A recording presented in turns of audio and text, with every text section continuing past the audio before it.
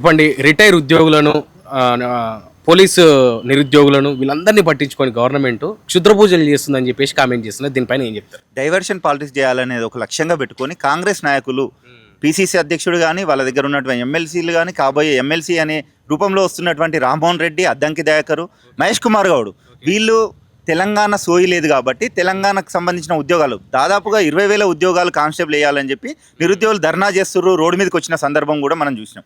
20,000 ఉద్యోగాలు వేయకుండా 7,000 ఉద్యోగాలు వేసి వాళ్ళని అడ్డుకుంటారు కాబట్టి, వీళ్ళను రోడ్ల మీదకి వస్తే కొడతారు కాబట్టి ఇలాంటి క్షుద్ర పూజలు అని ఒకటి తెర మీదకి తెచ్చిర్రు.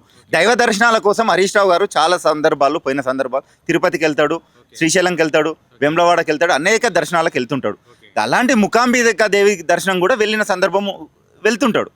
దేవుడు జనరల్గా హిందూ సాంప్రదాయం ఒక దేవుని మొక్కి మంచి జరగాలి, తెలంగాణ బాగుండాలి, తెలంగాణ ప్రజలు బాగుండాలి, కుటుంబం బాగుండాలని మొక్కుతుంటారు. కానీ ఇలాంటి నీచమైన రాజకీయాలు నోరా తాటిమటన ఈ కొడుకులకు మాటలు రావు, మాటలు మాట్లాడే చేతగాక తెలంగాణలో జరుగుతున్నటువంటి అభివృద్ధి చెప్పుకోలేక ఇలాంటి నీచ రాజకీయాలకు పాల్పడుతున్నారు. పీసీసీ అధ్యక్షుడు మహేష్ కుమార్ గౌడ్ ఒకటే విజ్ఞప్తి చేస్తున్నాం, డిమాండ్ చేస్తున్నాం మేము, నువ్వు క్షమాపణ చెప్పాలి. క్షుద్ర పూజలు చేసిండు అనేది ప్రూవ్ చెయ్యు. నీకు దమ్ము ధైర్యం ఉంటే ఫోటోలు ప్రూవ్ చెయ్యు, ఫోటోలు బయట పెట్టకుండా నోటికి ఏదో వస్తుంటే అది ఏదో నోరా తాటిమట్ట అన్నట్టు ఇష్టం వచ్చినట్టు మాట్లాడడం అనేది దీన్ని తీవ్రంగా ఖండిస్తున్నాం. హరీష్ రావు గారు కేసీఆర్ గారు బట్టి తెలంగాణ రాష్ట్రం వచ్చినప్పటి నుండి, తెలంగాణ టీఆర్ఎస్ పార్టీ పెట్టినప్పటి నుండి కూడా కేసీఆర్ బట్టి నికార్సుగా కొట్లాడినటువంటి వ్యక్తి ఒక సైనికుడు హరీష్ రావు గారు. 7 సార్లు ఒక్కసారి కూడా ఓడిపోకుండా ఎన్ని బై ఎలక్షన్లు వచ్చినా కూడా గెలిచినటువంటి అద్భుతమైన నాయకుడు హరీష్ రావు గారు. హరీష్ రావు గారిని అడ్డుకోవాలి, కేటీఆర్కి హరీష్ రావుకు చిచ్చు పెట్టాలి, బీజేపీతో మాట్లాడుతుంటే హరీష్ రావు అని చెప్పి ఇలాంటి నిందలేయడం, డైవర్షన్ పాలిటిక్స్ చేయడం ఇది కాంగ్రెస్కు వెన్నెతో పెట్టిన విద్య. హరీష్ రావు గారిని అంటే తెలంగాణ సమాజం కానీ, కేటీఆర్ని కానీ అన్నట్టు యావత్ తెలంగాణ కానీ ఊరుకోదు. విద్యార్థి లోకం వీరు రాబోయే రోజుల్లో తరిమి కొడుతుంది అని చెప్పి తెలియజేస్తారు. ఓకే అన్న, గతంలో అద్దంకి దయాకర్ గారు ఈ 3 నమ్మకాలను నమ్మొద్దు, క్షుద్ర పూజలు లేవంటూ కూడా కామెంట్ చేశారు. ఇప్పుడు సడన్గా క్షుద్ర పూజలు చేస్తున్నారు హరీష్ రావు గారు అని చెప్పడం వల్ల పూర్తిగా డైవర్షన్ పాలిటిక్స్ ఉన్నాయని చెప్పొచ్చు. 100% అద్దంకి దయాకరు ఎటు వాటం ఉంటే అటు మాట్లాడతాడు. ఆయన నాలుక మడతపడ్డట్టు ఇష్టం వచ్చినట్టు ఒకసారి ఒకటి మాట్లాడతాడు, ఒకసారి ఒకటి మాట్లాడతాడు. అమెరికాలో ఉండి ఇష్టం వచ్చిన నేనే మేధావిని, నేనే ఈ ప్రపంచంలో మేధావి లేరు అన్న విధంగా మాట్లాడతాడు. అప్పుడే కోమటిరెడ్డి వెంకటరెడ్డిని తిడతాడు, అప్పుడే రేవంత్ రెడ్డిని తిడతాడు. ఇష్టం వచ్చినట్టు తిట్టి అద్దంకి దయాకర్ అంటేనే ఒక వేస్ట్ ఫెల్లో. ఆడు కూడా కేటీఆర్ హరీష్ రావు గారి మీద మాట్లాడితే ఈ తెలంగాణ సమాజం సహించదు. హరీష్ రావు అనేటోడు, హరీష్ రావు ప్రజల కోసం కానీ, తెలంగాణ డెవలప్మెంట్ కోసం కానీ, ఆయన పార్టీ కోసం కానీ నిరంతరం శ్రమించే వ్యక్తి. అలాంటి వ్యక్తిని క్షుద్ర పూజలను నిందేస్తే ఈ తెలంగాణ సమాజం గ్రహించదు. నేను ఇంకోటి కూడా చూశాను.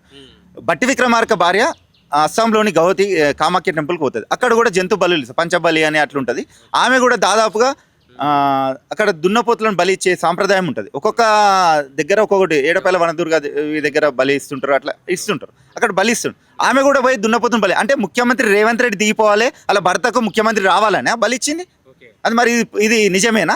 ఇది నిజమా? మరి ఒకసారి చెప్పాలి. మరి ఈ బట్టి విక్రమార్క కూడా చెప్పాలి, నా భార్య కూడా పోయింది ఆడ క్షుద్ర పూజలు చేసింది అని అంటారా? అక్కడ ఉన్న సాంప్రదాయం అక్కడ పూజలు చేసి ఉంటారు. మూకాంబికా దేవి దగ్గరికి పోయి దైవ దర్శనం పోయింది తప్ప పూజలు చేసిండు. హరీష్ రావును ఎంత కట్టడి చేస్తే అంత బాగుంటుంది అని చెప్పి ఇప్పుడు నిరుద్యోగులు వీళ్ళు ఇండ్ల మీదకి వచ్చి కొట్టే రోజులు వస్తాయి. అందు గురించి హరీష్ రావును డైవర్ట్ చేస్తే ఇదంతా డైవర్ట్ అయితే డైవర్ట్ చేస్తారు. కానీ నిరుద్యోగులు కానీ, విద్యార్థులు కానీ, తెలంగాణ సమాజం కానీ, మహిళలు కానీ వీళ్ళను భర్తం పట్టడానికి రెడీగా ఉన్నారు. రాబోయే రోజుల్లో వీళ్ళను బట్టలు ఉడదీసి కొడతారు. తెలంగాణ నుండి తరిమేసే రోజు కూడా వస్తుంది. ముఖ్యమంత్రి రేవంత్ రెడ్డి గారు సందర్భరహితంగా ఇంజనీరింగ్ స్టూడెంట్స్ను క్రిమినల్ వేస్ట్ అంటూ కూడా ఒక వ్యాఖ్యలు చేశారు. దీనిపైన ఏం చెప్తారు? వీడే ఫస్ట్ వేస్ట్, వీడి క్రిమినల్ వేస్ట్ అన్నాడంటే వీడి దౌర్భాగ్యం. వీనికి ఫస్ట్ బీఫామ్ నింపే బీఫామ్ నింపే అలవాటు కూడా వీనికి లేదు. బీఫామ్ మన కరెక్ట్ బీఫామ్ నింపితే వీడు ఏదంటే అది దానికి మేము విద్యార్థి నాయకులుగా సిద్ధం. వీడు ఇంజనీరింగ్ విద్యార్థులు చదువుకొని వాళ్ళు ఎంసెట్ రాసి ఇంజనీరింగ్ చేస్తే దాదాపు 1,00,000 మంది బయటకు వస్తుంటారు. వాళ్ళకి నువ్వు ఏమి ఉపాధి కల్పిస్తావో చెప్పు. ఉపాధి కల్పించే సోయి లేక గతంలో కేటీఆర్ గారు మున్సిపల్ శాఖ మంత్రి ఉన్నప్పుడు, ఐటీ శాఖ మంత్రి ఉన్నప్పుడు బ్రహ్మాండంగా ఐటీ పరిశ్రమలు తీసుకొచ్చి అనేక పరిశ్రమలు చూసే ఈరోజు ఐటీ ఉద్యోగులే. రేవంత్ రెడ్డి గవర్నమెంట్ ఎందుకు వచ్చింది? కేటీఆర్ గారు ఉన్నప్పుడు మున్సిపల్ ఐటీ శాఖ మంత్రి ఉన్నప్పుడు మాకు అనేక ఉద్యోగాలు ఉండే, కంపెనీలు పోతున్నాయి. ఇలాంటి ముఖ్యమంత్రి ఎందుకు తెచ్చుకున్నామని చెప్పి ఇంజనీరింగ్ విద్యార్థులే ఇప్పుడు సిగ్గుపడుతున్న రోజు. ఇంజనీరింగ్ విద్యార్థులను క్రిమినల్ వేస్ట్ అంటాడు. గోటీలు కళ్ళు బీకి గోటీలు ఆడుతా అంటాడు, పేగులు మెడలేసుకుంటా అంటాడు, ఇష్టం వచ్చినట్టు. వీడు ముఖ్యమంత్రికి వచ్చే భాష రాదు, ఒక సంస్కారం లేదు, తెలంగాణ సోయి లేదు, తెలంగాణ అస్తిత్వం లేదు, తెలంగాణ స్వీయ రాజకీయాలను నమ్మిన వ్యక్తి తెలంగాణ ముఖ్యమంత్రి అయితే తెలంగాణ ఎట్లుంటుంది అనేది మనం 14 నుండి 23 వరకు చూసినాం. ఇలాంటి తెలంగాణ చంద్రబాబు